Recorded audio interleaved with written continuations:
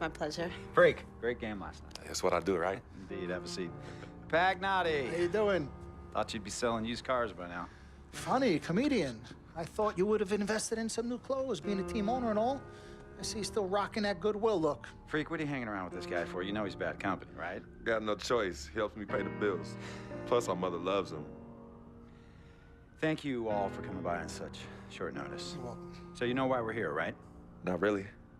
you want to negotiate an extension for Freak, right? Well, since you mentioned it, your client is quickly becoming a liability for this organization. We've already put a plan in place that's going to address all your concerns and issues. Let me finish.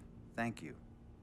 Myself, the front office, and the coaches are not satisfied with the adjustments you've made in your life off the court. I personally warned you about the company you keep, and we're fed up with the late nights and showing up late to shoot-arounds and the bad press and the incident at the nightclub. I told you Vic was going to be your downfall, and I was right. Something has to change now, or we're not going to need your services any longer. If this is about that Twitter stuff, Vic was playing. Okay, it was a joke. It's not about that. It's everything. But like I told you before, Vic is my best friend. I can't just cut him off. He's practically family. Not really. What exactly are you trying to say? I'm not trying to say anything, Dom. I'm saying it. Freak and his friend Vic are a problem for me and this organization. And I called you in here to figure out how we all together can fix this problem. And right now, I'm only seeing one solution. I agree that Freak may need to make some adjustments in his personal life off the court, but that's a learning process. We both know that. But this almost sounds like a threat. And Dom Pagnotti doesn't take too kindly to threats. Is this a threat? Call it what you will. We all know that Vic is a problem. The only person who doesn't seem to realize that is my brother. I'm sorry, bro, but enough is enough. I don't have a problem with what you're saying. I have a problem with how you're saying it. Now, I know we can come to some understanding without all the ultimatums or threats. Can we all come to a understanding, a compromise? No, no more compromises. I already warned Freak. I told you. Don't be a hero. Cut that zero. It's cut Vic loose, or we trade Freak. It's that simple. Fine, we'll go sign with another team. Good luck with that, Pagnotti. Because of Vic, Freak's reputation precedes him. No, because of Freak's God-given talent, his reputation precedes him. Everybody's been talking. Dom, you know how this works. This is not about you and me and our history. This is about your client. Help him. You talking as if I'm invisible. You talking around me, about me, but not to me. Vic has always had my back. And I've given this team everything I got. I practice hard. I play hard. Yeah, some nights I got it, some nights I don't. Some days I might even show up a little late to shoot-arounds. But every time I'm on that court, I've always given my best. And I see how it is, though. I mean, us players got to be loyal to you, but you don't have to be loyal to us players.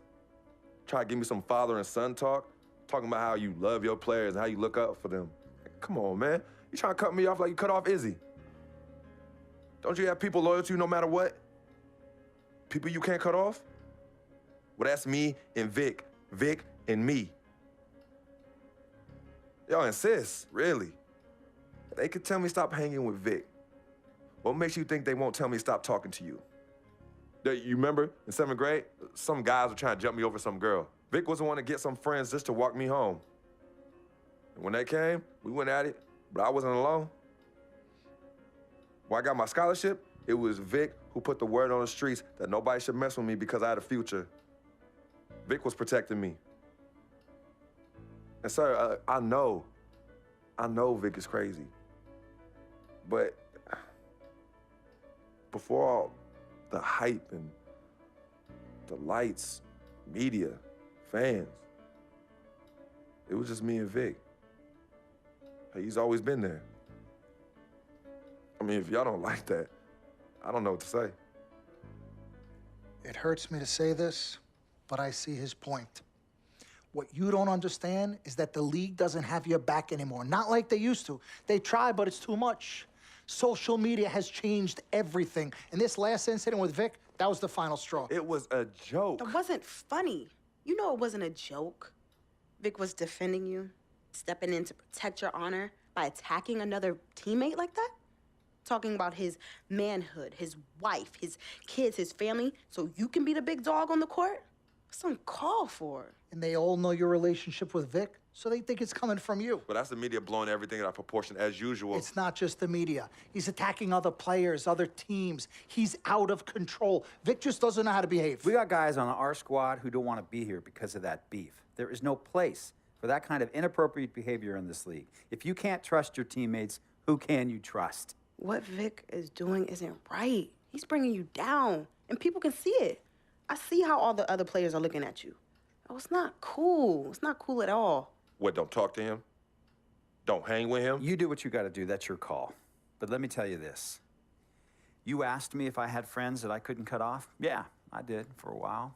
Friends, business partners, girlfriends, wives, family that I thought I couldn't cut off. But I learned that sometimes you got to make the hard decisions. I mean, some of these people, they were just bad for me. They were bringing me down. They weren't making me better. They were good for the time that they were there. But I grew up, not in age and maturity, but in mind and spirit. I was ready for the next level in my life. And I'll be honest with you, I've been on the receiving end of that. I've been cut off before myself. And yeah, it hurt at the time. But looking back, they were doing the right thing for me. Just don't tell my ex-wife that, Pagnotti. So what's the next move? The next move is freaks. It always has been. Question is he ready and willing to do what needs to be done?